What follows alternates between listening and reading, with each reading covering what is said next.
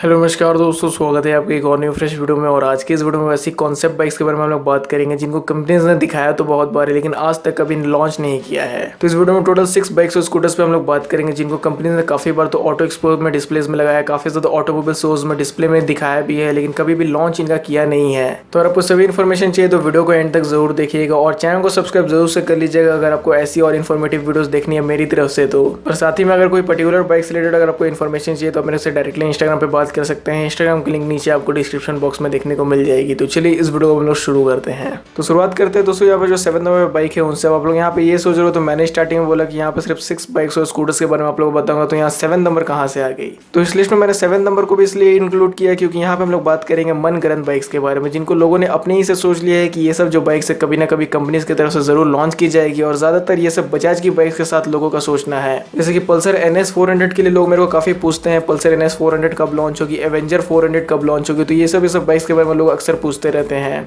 और कुछ ज्यादा ही सोच लेते हैं। कोई लोग मेरे से ये भी पूछ लेते हैं कि RTR 300 कब लॉन्च होगी। तो दोस्तों ये यहाँ पे मैं आपको बता दूं कि ये सब कोई भी टाइप्स की बाइक्स आपको मार्केट में देखने को नहीं मिलेगी। NS 400 जैसी बाइक, एवेंजर 400, RTR 300, ये सब जो बाइक्स है कभी भी कंपनी ने इनका ना ही कॉन्सेप्ट दिखाया, ना ही ये सब बाइक्स को कभी डिस्प्ले पे लगाया, ना ही कंपनी ने कभी बोला कि ये सब बाइक्स को हम लोग लॉन्च करेंगे। तो आप लोग भी अगर ये सब सोचते हैं तो ये सब अपने मन से निकाल दीजिए। ये सब बाइक्स कभी भी आपको मार्केट में लॉन्च होते हुए नहीं देखने को मिलेंगी। तो 7 नंबर मैंने आपको मनगढ़ंत बाइक्स के बारे में बता दिया। अब हम लोग 6 नंबर से बात करते हैं कि कौन कौन सी बाइक्स एक्चुअली में इस लिस्ट में है। तो दोस्तों इंडिया में आपको काफी सारी 300cc सेगमेंट में बाइक्स देखने को मिलती है। बहुत सारे मैन्युफैक्चरर इस सेगमेंट में आपको अपनी अपनी बाइक्स ऑफर करते हैं। इसी सेगमेंट में आपको एक और बाइक देखने को मिल जाती है अगर हीरो इस बाइक को लॉन्च कर देती जिसका नाम था हीरो XF 3R। तो हीरो XF 3R हीरो की 300cc की कॉन्सेप्ट बाइक्स थी और शायद हीरो ने इस बाइक को डिस्प्ले किया था 2014 या 2016 के ऑटो एक्सपो में। तो एग्जैक्ट ईयर मेरे को याद नहीं है, लेकिन अगर एग्जैक्ट ईयर मेरे को पता चल जाएगी तो वो आपको अपनी स्क्रीन पे जरूर दिख जाएगी। वैसे इस बाइक की पावर और फिगर्स को कंपनी ने रिलीज नहीं किया था जब इस बाइक को डिस्प्ले में लगाया गया था, तो लेकिन इसका टैगलाइन जरूर कंपनी ने बना दिया था और इसका टैगलाइन था बॉर्न टू बी वाइल्ड।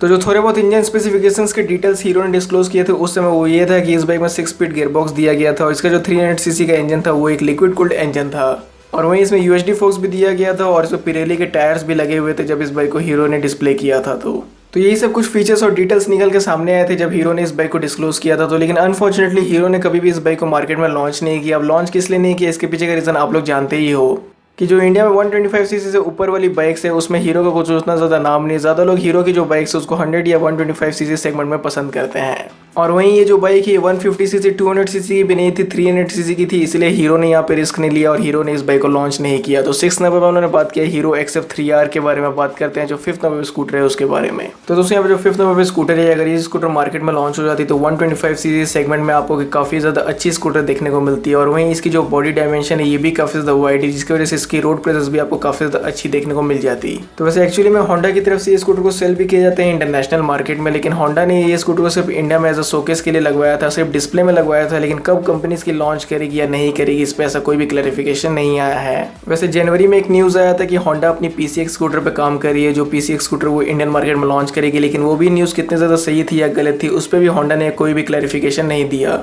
और वहीं ये जो स्कूटर इसको होंडा की तरफ से बहुत ही पहले डिस्प्ले किया गया था लेकिन इसका लॉन्च का कोई भी अता पता नहीं है। और वहीं इस स्कूटर में 124cc का single cylinder air cooled engine मिलता है जो कि 11.1 bhp का पावर और 11.5 न्यूटन मीटर का टॉर्क जनरेट करता है। इसकी कर्वेट है 124 kg और वहीं इसकी जो सीट है ये 760 mm की है और इसकी जो फ्यूल टैंक कैपेसिटी वो 6.2 लीटर्स की दी जाती है। और वहीं ये स्कूटर अगर मार्केट में लॉन्च हो जाती तो ये स्कूटर मार्केट में कंपेयर करती सुजुकी बर्गमन से, सुजुकी एक्सेस 125 से, TVS एंटॉर्क 125 से।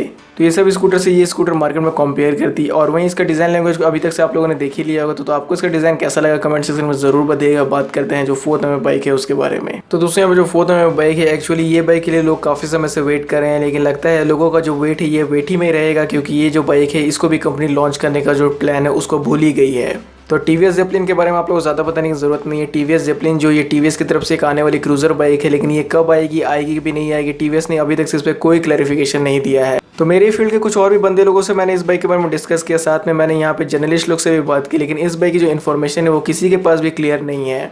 तो अभी का सिनेरियो के हिसाब से ये लगता है कि कंपनी के इस बाइक को लॉन्च करने का ऐसा कोई भी प्लान नहीं है, लेकिन हो सकता है कि नियर फ्यूचर कंपनी इस बाइक को लॉन्च कर दे और सब लोगों को एक तरह से सरप्राइज दे दी कि लो हम लोग अपनी जेपलिन लेके आ गए हैं। फिर भी लेकिन ये जो बाइक है इसका भी लॉन्च में काफी ज़्यादा डिले हो गया। 2018 के ही ऑटो एक्सपो में इसको कंपनी ने डिस्प्ले किया था, तो तब से लेकर आज तक इस बाइक का जो लॉन्च है वो तक ड्यू ही पड़ा हुआ है। अब देखते हैं कब कंपनी इस बाइक को लॉन्च कर दी, कब कंपनी का मूड करता है कि चलो फाइनली इस बाइक को लॉन्च कर ही दिया जाए। लेकिन अगर कभी भी कंपनी इस बाइक को लॉन्च करती है तो उसकी न्यूज़ सबसे पहले आपको मिल जाएगी मेरे इंस्टाग्राम पे, क्योंकि इंस्टाग्राम पे सबसे पहले मैं न्यूज़ दे देता हूँ कोई भी बाइक मार्केट में न्यू आती है तो। और इस बाइक के इंजन के बारे में बात कीजिए तो इस बाइक का जो डिस्प्ले मॉडल था उसमें 220 सीसी का इंजन दिया गया था और उसकी जो पावर थी वो 20 bhp थी और उसमें जो टॉर्क था वो 18.5 न्यूटन मीटर का दिया गया था। और वही जो क्रूजर थी उसकी कर्वेट थी 168 kg, उसकी जो सीट हाइट थी वो 760 mm थी, काफी ज्यादा लो सीट हाइट थी। और वहीं उसकी जो फ्यूल टैंक कैपेसिटी थी वो 20 लीटर्स की दी गई थी। तो फोर्थ नंबर में हमने बात की टीवीएस जेपलिन के बारे में, बात करते हैं यहाँ पे जो थर्ड नंबर में बाइक्स है उनके बारे में। तो दोस्तों यहाँ पे जो थर्ड नंबर में बाइक्स है एक्चुअली में लोग ये दोनों बाइक्स के लिए काफी समय से वेट करें। बहुत ही लोग इन दोनों बाइक्स के रिगार्डिंग में मेरे को मैसेज करते हैं कि भाई ये दोनों बाइक्स कब लॉन्च होने वाली है। यहाँ पे हम लोग थर्ड नंबर पे बात कर रहे हैं एप्रिलिया RS 150 और ट्यूनो 150 के बारे में। तो जी हाँ दोस्तों, इन दोनों बाइक्स का नाम तो आप लोगों ने सुना होगा, RS 150 और ट्यूनो 150। एप्रिलिया RS 150 एक तरह की स्पोर्ट्स बाइक आपको पूरी देखने को मिलती है क्योंकि इसका राइडिंग पोस्चर हल्का एग्रेसिव था। और वहीं ट्यूनो 150 जो बाइक थी